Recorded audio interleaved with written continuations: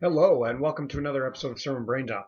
My name is Scott Dalen. I'm an ELCA pastor in Southwest Iowa, and I present these videos every week for a couple of different reasons. The first of which is just to take my brain out of kind of the background mode as I work and ponder on the text for the week, and as I move into the process of actually writing and preparing the sermon that I will preach to my congregation for the weekend. It's the first reason for doing these. The second is just to allow you, the viewer, who have come across this video for whatever reason, whether you are a regular viewer every week or if you just happen to find this one oddly, to gain some different insight into the assigned text for the week. So that's kind of why I do these. This particular Sunday, which is July 31st, 2016, the 11th Sunday after Pentecost, our gospel, excuse me, our gospel lesson comes out of Luke chapter 12, verses 13 through 21. Now, chapter 12 of Luke's gospel is kind of a time when crowds are gathering around Jesus, but it's also, we see a lot of tension growing as Jesus kind of begins to really butt heads with the religious elite and the Pharisees and the law, the experts in the law, and pushing boundaries, pushing expectations, breaking down those barriers that we have created for ourselves to stand with the oppressed, because particularly in Luke's gospel, that's really what Jesus is all about. So that's all been going on, and again, tension is building. It kind of continues through this section of Luke's gospel that we're in, and yet Jesus is teaching at the same time and kind of interacting. It's all kind of interspersed through there, so that's kind of what's been going on. So he's attracted a crowd, some of which seem to appreciate what he says, some of which really kind of don't, and challenge him, and he challenges them, and so it's all in the mix. So that's kind of what's going on, like background. Okay, let's dive in. Someone in the crowd said to him, Jesus, "Teacher, tell my brother to divide the family inheritance with me." But he said to him, "Friend, who sent me to be judge or arbitrator? Who sent me to be a judge or an arbitrator over you?" Okay, so that's the first little part. That's what sparks off this little section. Some random dude, for whatever reason, and we don't know the motivation, we don't know the story, we don't know the background, we don't know anything. Just this random dude is like, "Hey, teacher, tell my brother to share the inheritance with me." So, maybe the parents have died. The older brother has gotten the inheritance, and the younger brother is ticked off about it. He wants some of it, or he feels entitled. We don't know. We don't know. We don't know. But so that's going on, and Jesus is like, "What's that to me? Who set me as judge over you?" And this is funny for kind of two reasons.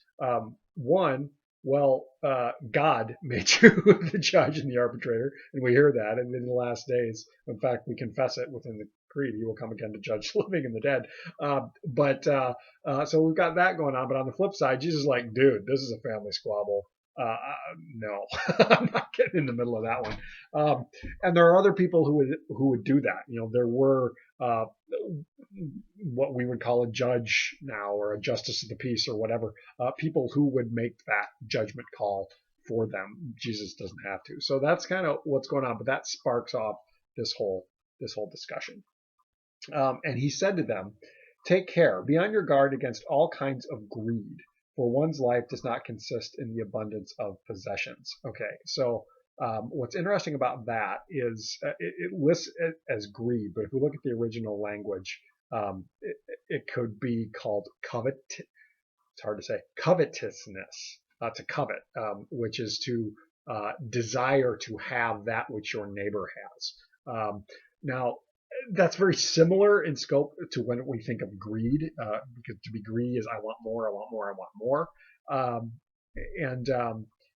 and yet to be covetous, to be coveting, is to desire that which your neighbor has. So kind of very similar, but from a certain point of view, we see that greed turns the focus towards us, which so does coveting, but coveting harms our neighbor, because it means that we desire to have it more than they do. I mean, it's maybe I'm splitting hairs here, and I'll own that, but it's a distinction that is worth bringing up. So that's in there. But one's life does not consist in the abundance of possessions.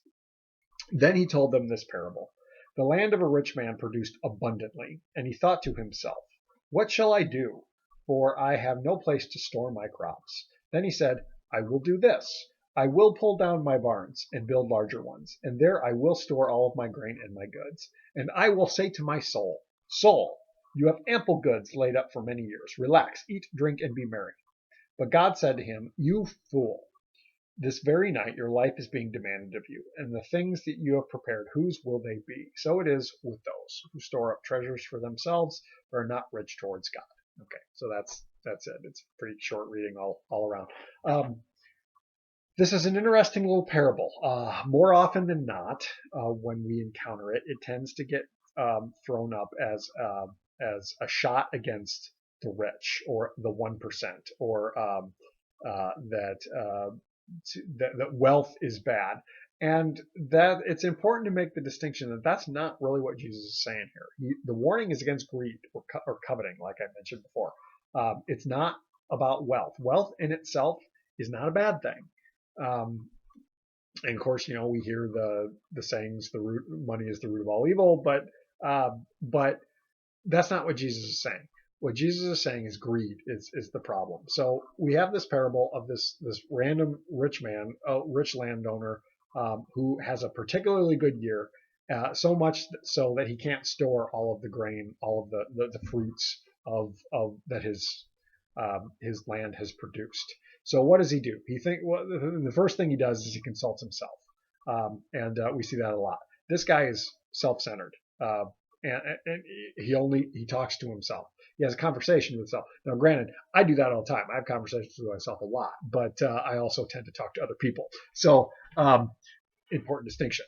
But this guy says, what will I do? And then he says, this is what I will do. I'm going to tear down all my barns. I'm going to build new ones, so that I can store everything I have, and I will have lots, enough to provide for me for years. And then I will, once I've done all that work, then I will just sit on my keister and relax and eat and drink and be merry. And God's like, dude, you're going to die tonight. Tomorrow is not given to you. And so who's going to have all of your stuff then? I mean, there's a lot going on. There's a lot of different directions we can go with this, but the isolation seems to be the thing that I'm really keying in on. And I think that's what greed does. To greed or to covet, like I said before, is to place our needs, our desires, our wants above everything else. What we want becomes our God. That becomes what we're seeking. I mean, it's a form of idolatry. It is, from a certain point of view. And so for this guy, his world revolves completely around him. He's like, I have all of this. So what will I do? This is what I'll do. I'll make my own plans, and I will tear down what is sufficient for me now, what provides for me now today. And instead of taking all this abundance that I have and helping someone else with it, or letting someone else be blessed by his blessing, he says, no, it's all for me. I'm going to keep it. And then I'll do all this work and all this planning and all this prep work, and go to great expense to build new barns when the ones I have right now would work just fine. So I can store all of this and I'll be good to go for years. And Jesus or God's like, dude, you're dead.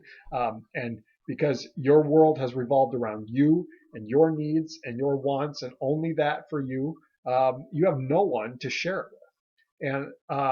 And it's interesting because I thought a lot about that last kind of towards the end, that last statement. The things you have prepared, whose will they be?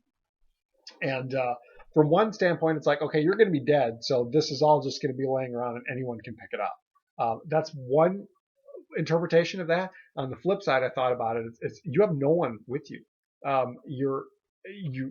You have surrounded yourself with yourself and your stuff, and that's it. And so who do you have to share it with? You have no one to share it with. You're dead. There's no one to, no kids, no family, no household, whatever, to pick it up and take it. And so that's another option. And kind of what I'm thinking about in terms of this sermon. Looking at my timer, I'm going to try and keep this a little short. I've gotten really long-winded in a lot of my recent videos to the point where people don't really want to watch them because they're too long. So I'm trying to keep it shallow, or not shallow, but short. And so that's kind of where the direction that I think I'm going with this passage. It's interesting to note again that Jesus isn't taking a shot at wealth. Wealth in itself is not bad. And yet he's saying greed, or to covet, to desire that which someone else has, and have that rule you. That I need more, I need more, I need more. It's never enough. From the standpoint of one last quick little thing, I think about another statement that Jesus makes, although I think it's in Matthew, that do not worry about tomorrow. Tomorrow has worries of its own, and this actually portions of chapter 12 of Luke kind of echo that as well. And Jesus eventually gets to the point that it is the Lord's good pleasure to give the kingdom to you. So don't worry about these things. The man had enough for today, and what we're hearing is that was all he had. That was time wise. His time was up. Do we have enough for today? Do we have four walls and a roof and food in our bellies? Maybe that's enough. And so how do we live in that tension? And that becomes the question that I'll probably explore in this. But how do we also allow our abundance, allow our blessings to be a blessing to others, so that we're not just isolated by ourselves. So that's kind of what's happening with this passage. It's an interesting little passage, a lot going on. Could go a lot of directions, but I think that's the way I'm going. If you have thoughts, questions, or comments, by all means, share those down in the comment section. We'll continue the conversation that way. Otherwise, I hope you have a blessed week. I'll be off the next couple of weeks. I've got some vacation time coming up, so no videos the next 2 weeks, but we'll be back in the week after that, about mid-August, for another one. So have a good couple of weeks. We'll catch you the next time.